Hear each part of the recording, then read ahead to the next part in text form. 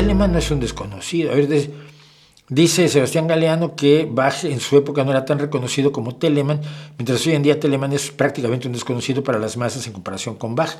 Pero Telemann, no, yo no creo que sea un desconocido, ni mucho menos. Pero Bach tiene otra característica que lo hace extremadamente importante. La cantidad de cosas que escribía. Se metía una cantata a la semana. A ver. El martes empezaba a escribir la cantata. Para el miércoles la tenía que terminar para que sus hijos transcribieran las partes de todos los instrumentos. Para ensayar el sábado, para tocarla el domingo. Para descansar un rato el lunes y meterse en la cantata de la próxima semana. Eso es lo que hacía él como Kapellmeister. La cantidad de obras de Bach. Hay un intento maravilloso de una sociedad filarmónica, creo que holandesa, que es todo Bach, además tocado con instrumentos de la época, pero es que era de locos la cantidad de cosas que compuso Bach y que vas descubriendo. Y dos, cuando los jazzistas descubrieron a Bach, le dieron un impulso brutal. ¿Qué es lo que pasa? Veníamos de una época de una armonía muy tradicional, mayores y menores, una séptima por ahí metida, y de pronto se encuentran con los acordes que hacía Bach, que eran acordes de una enorme complejidad donde metía 74 notas que no venían al caso, pero las metía. Y sonaba bien.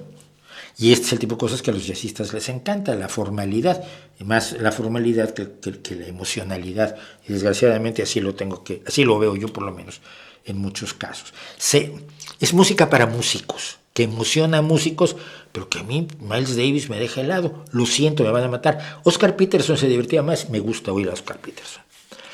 Entonces, cuando Swingle Singers descubre a Bach y cuando Jacques Lussier Trio descubre a Bach y descubren que pueden hacer a Bach en jazz, le dan un impulso enorme, porque la gente que puede que se harte de Miles Davis o de las improvisaciones del propio Oscar Peterson, cuando escucha